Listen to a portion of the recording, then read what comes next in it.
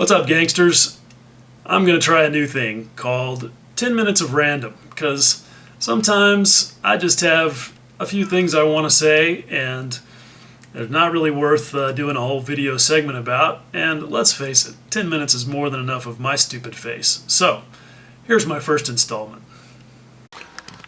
Okay, here we go, 10 minutes of random. This mess right here is, these are all Tamiya Honda 1/6 Monkey parts, which is a super cool kit. This is one that's been kind of on my shelf of doom. I've had it kind of stashed back there for like 2 years now, and I just, for some reason, a couple of weeks ago, just decided to get back into it, and I've just been really having a lot of fun with it.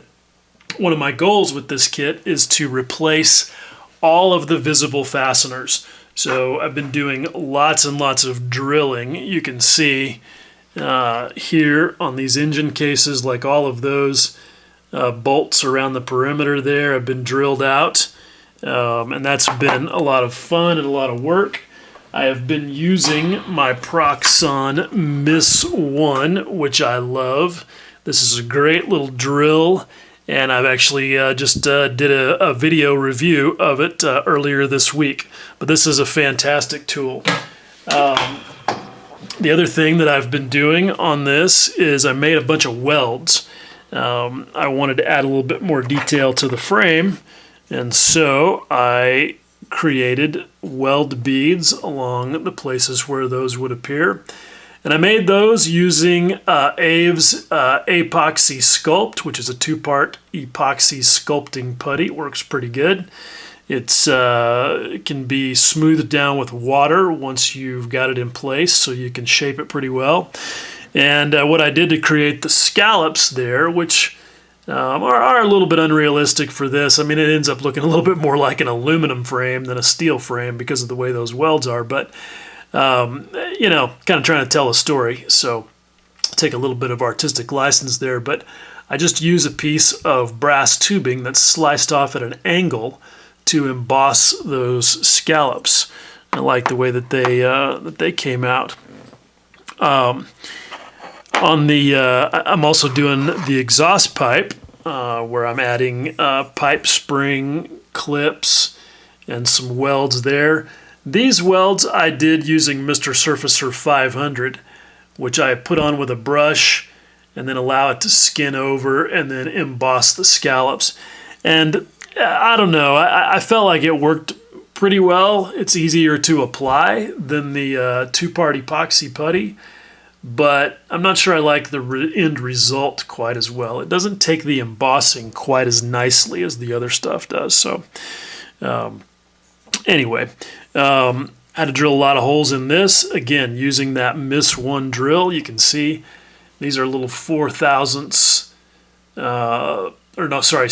thousandths inch holes, 0.4 millimeter, all around the perimeter of the can there. Pretty easy to do using that, what seems like a gigantic drill, even with such tiny little bits.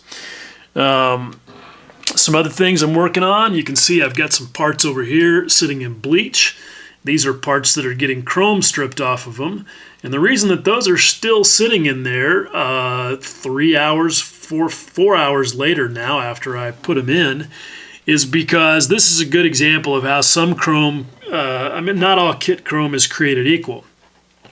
You can see that a couple of these parts are the Tamiya gloss reflective chrome, and that it is just now starting to sort of, hopefully the camera will focus on that, just now starting to degrade after all that time.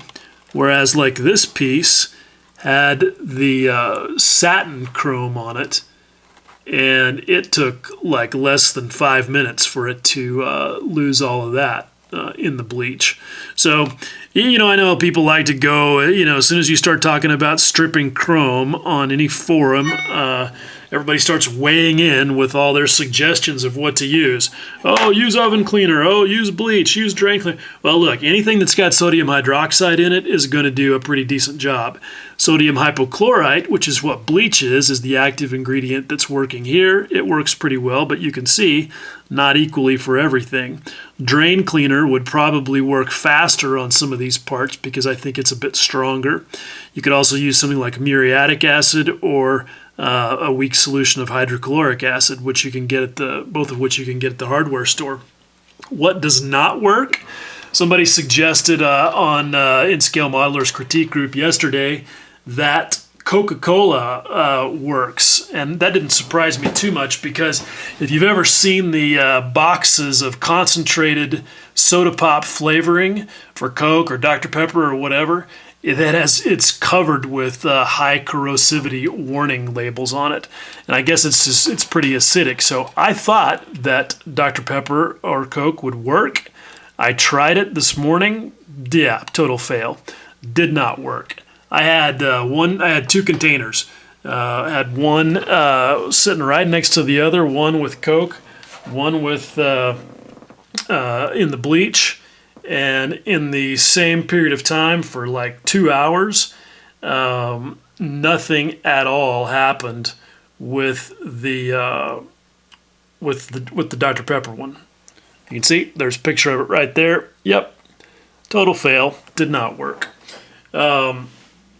So let's see. All right, I've got like 4 minutes left. Here's something else fun that I've been working on for the Honda Monkey. You can see right here where I've done some filling that doesn't look too great. There's a ring of it right there. That's where the exhaust clamp goes. And the molded one that fits in that groove was pretty clunky, and I didn't want to use that. I wanted something a lot more realistic. So I decided to scratch build one of my own. The first one I did out of styrene did not look very good. So I got some 10 thousandths brass sheet and set about to try my first sort of like brass scratch building thing. And you can see my little clamp I've got here. It uses a little 1.4 millimeter bolt to hold it together. I'm pretty stoked about this. It was not easy to do, but I feel like it came out pretty good. The most challenging part was getting these rings. That sort of what there is on these clamps, there's a rubber gasket that goes underneath them, or a rubber liner to protect the carbon fiber on the muffler from the metal clamp, and that's what these rings or ridges or whatever you want to call them around the edge represent. And it was tough to get those positioned and soldered in place, but I think it turned out pretty well. What I use for soldering that makes it a lot easier is soldering paste. That's this stuff right here. It is very cool. It's a blend of flux and solder in a kind of a paste that you can brush on or apply with a little toothpick or spatula or whatever. And then I use a Dremel flame torch to actually do the soldering. And it's very fast and very effective. And it's nice because unlike a soldering iron, you don't actually have to touch the parts.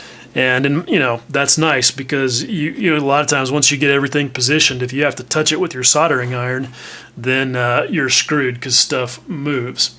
Okay, one last little thing. This cardboard box, which has my parts taped to it with 3M double sticky tape, which is one of my favorite painter's tools. You can see that it is sticky enough to hold even a couple of those little parts standing straight up while I painted them. And that's a very handy thing. But what came in this box is pretty cool.